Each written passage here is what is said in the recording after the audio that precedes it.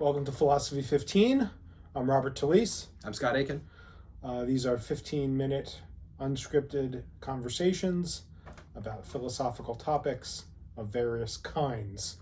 We are the authors of Political Argument in a Polarized Age. You might also know us from the book Why We Argue and How We Should. It's about us arguing? Artist depiction of Scott and me. Today, we have a topic that is suggested to us by an avid consumer of these videos, who wants us to talk about the trouble with Aristotle. Okay, so what is the trouble with Aristotle, so Scott? I'm not sure that there's going to be the trouble. I think that you and I may have two different troubles, I wonder. This is again one of the benefits of the unscripted philosophical dialogue. We'll find out. We're going to find out. So let me start by saying one of the troubles I have with Aristotle is simply with his method of interacting with those with whom he disagrees. Aristotle's standard method is to see those with whom he disagrees as entangled in puzzles, and as a consequence, thinks that if he can uncover what he thinks is an error in their reasoning, has then reestablished and brought everyone back to sanity, which is his view. And so, by my estimate, this is hyper commonsensism, burden shifting. He does this with Zeno. He does this with the pluralists. In fact, there's a part in the first book of the Metaphysics where he describes all philosophers that came before him as, quote, untrained boxers who only by luck land glancing blows. So there's a triumphalism. Aristotelian triumphalism is the term that I've given to that. That's Aristotle's job, thank goodness, to come to fix everybody's problems and set everything and right. Return us to sanity. And that's the other part of it. Okay, but what's wrong with what if the views are a return to sanity? That's right. That's exactly it. So what's wrong with the views? Well, so what's wrong? What's the substantive problem with the views? And the first substantive problem with the views is now we're going to get to something more philosophical. So one of them is just it's all burden shifting and it's just common sense claiming, and then you identify what passes from your perspective as an error in their reasoning. It's usually just that they beg the question against you. So that methodological problem is one, but so maybe the other problem is what's wrong with the substantive views. So we can start with one, and maybe we'll have you jump in at whenever you're ready. But what's the problem with the substantive views? Well, one substantive problem with the views, at least starting with the physics, is that the four causes are all standalone causes, and they're not reducible to each other. They're all sui generic explanations. And one trouble with that is that it looks like, and this is again a kind of a modern problem with it, it looks like formal and material explanations and efficient explanations are all kind of getting mixed up with each other whenever you're really a materialist. And so one challenge to Aristotle is, you might say, a kind of a later modern physics response, which is material, efficient, and formal explanation, once we've got mathematical models of the world, actually are much more substantive and are not ones that actually have these sort of you never mix your math with your matter stuff. And I don't think that sui generic strong form of, you might say, pluralism with regards to explanations is appropriate. And I think that difficulty bleeds over into the way that Aristotle conceives of his categories, as thinking of them as all sui generic, and it bleeds over into the ways that he thinks that the ethics work, that there are sui generic goods that don't bleed over into each other. So Aristotle's sort of deep pluralism, to be able to save common sense, makes everything so static that we don't actually have deeper explanations for how those things work. Those are all just by themselves. That's good. Let me jump in on something I think that sort of dovetails with what you've just said. The problem, one of the troubles that I have with Aristotle is the often all too quick move of laying out common sense, a common sense empiricist view of the world. You know, look at the world. Here's the indoxa. Yeah, sometimes Aristotle even says, this is just, listen to what we say about things. That's exactly it. Right? We say being in many ways. We talk in these ways. And often those are pretty deft observations, and his description of how the world looks to a sophisticated observer are often pretty good. The trouble comes when that is then quickly taken as the basis for some kind of metaphysical view.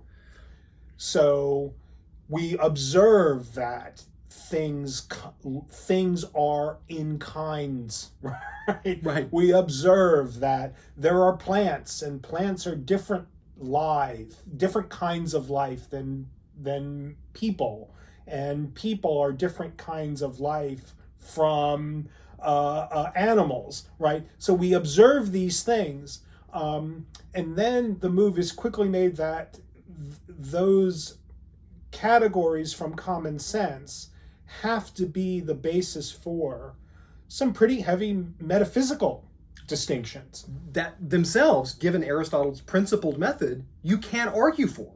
You just start from. Right? Good. And so this is, in fact, the whole reason why Aristotle just thinks that he gives the back of the hand to the pre-Socratics, and Plato too, which is that they're looking for justifications. It's like Aristotle just says, look, I don't give arguments to people who want to understand nature.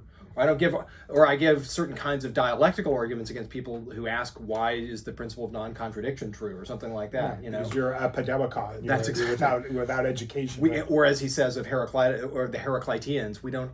It makes it so that speech doesn't work, and we don't, and that makes you like a plant, and we don't argue with plants. Right.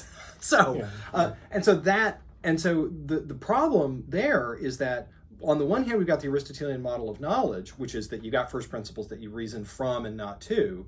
But then the other part is that the Aristotelian model of knowledge is also one that's got that knowledge is not just, you might say, inferential justification. It's also sort of having explanatory power. And the thing is that all those principles are ones that don't have explainers behind them. And so you can't ask why nature. Right.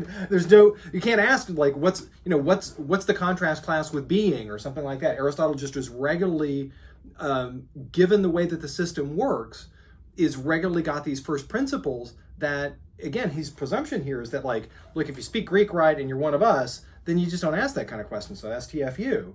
But in some ways, that's where the philosophy starts. Yeah. And so let me ask it this way.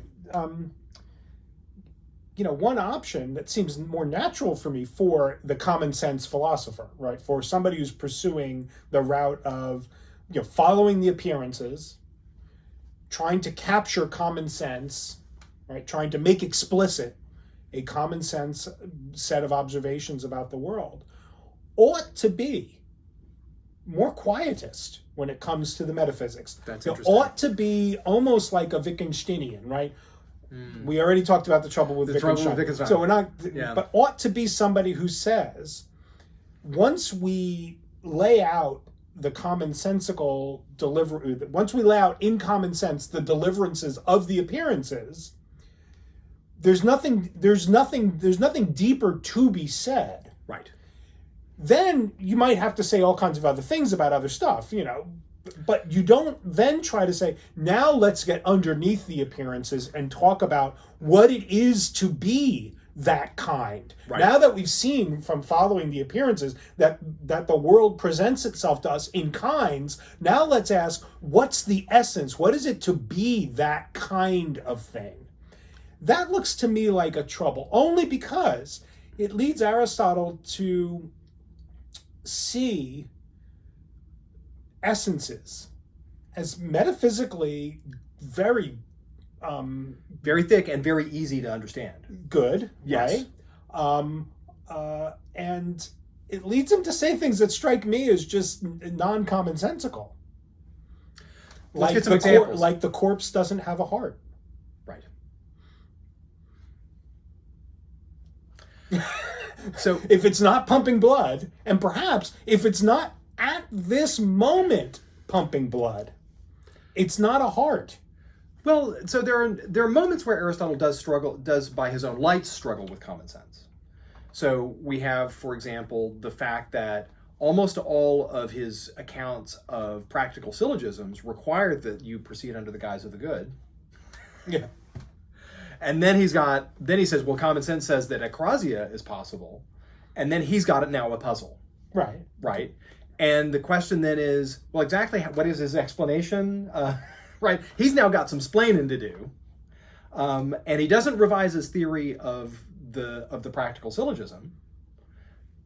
But almost all of his explanations look like they're actually under the guise of the good still. Yeah. Right. I think that's so right. so he tries, and so there are moments where Right, doesn't he wind up, I mean, it does look like it's just it's the Platonist view. There is no acrasia. there's right? no acrasia, but it looks like there are is. things that look like acrasia. Yeah. So and that again looks like he has to get is it a denial of common sense? Is it a revision? So, and this, by the way, is where I think that you and I may have got a little bit of space between us on this, because I'm less inclined to think he needs to be a quietist. I think he needs to be what you might say the sort of the later Persians or someone like Chisholm call critical common sensists, where you're like, look, our defaults are set by common sense, but like whenever we get the puzzles, we need to revise, and maybe we should be okay with significant revision. And there are moments with Aristotle where it looks like he's open to that. Maybe with the acrasia thing, but it never looks like he actually explicitly says maybe Socrates was right. It looks like he's more interested in scoring the point than actually making the revision. There's the other point with Solinism, where count no person happy until they're dead. That's another one. And that's another one. Where it's like, did he solve Solinism, or did he? Right. Does like, he just say? Did he just say like, well, he's kind of right and kind of wrong? It's unclear to me whenever he actually says he's saving common sense. Whenever he's got some kind of conflict with the system, he actually either makes the revision or it usually looks like a sort of a big cloud of dust. Well, good. And so maybe we're on the same page then, because I just see that as he struggles. He is deeply tempted by the need to give the thick metaphysical accounts of things, which is why at the end of the Ethics you have Book 10, right? Oh my goodness, there's this whole other kind of life that's necessary. We need to theorize, right, the life of contemplation in order to make sense of how the life of practical what virtue, we just did can possibly be good. It can be good only once you understand that there is this wholly other kind of life. Yeah, that's the real good thing. That's more like the gods and more like more immortal. Yeah, right. Yeah, and more independent. What do you just asking you now? Like, what do you think of the essences? Like the essence, like okay. Are they eternal? I mean, they're not Platonic ideas. No. They are embedded, they are necessarily instantiated. Secondary substances proceeding from existential instantiation, right? That you have to have things. Right. So it's a kind of nominalism. Right. But are they unchanging? I think that's got to be the case for Aristotle. And so do I. Right. I think that's got to be the case. They're not eternal. They're not disembodied. Right. But they are immutable. Right. I think that seems right to me. So that's why Aristotelian essentialism, sort of the standard kind of Aristotelian, sort of orthodox, that's the right way to put it, Aristotelian essentialism is not consistent with naturalism. That's right. And I think that's part of the reason why the formal explanations are not supposed to be reducible. Like, they've got to be a different kind of thing than the efficient stuff or the material stuff that changes around. Okay, Phil 15. We might. Should we? Do we need to do a second one? We need to do a second one. You have to clear the air. It's Aristotle. It's Aristotle. He's worth two. It's worth two. Philosophy 15, folks.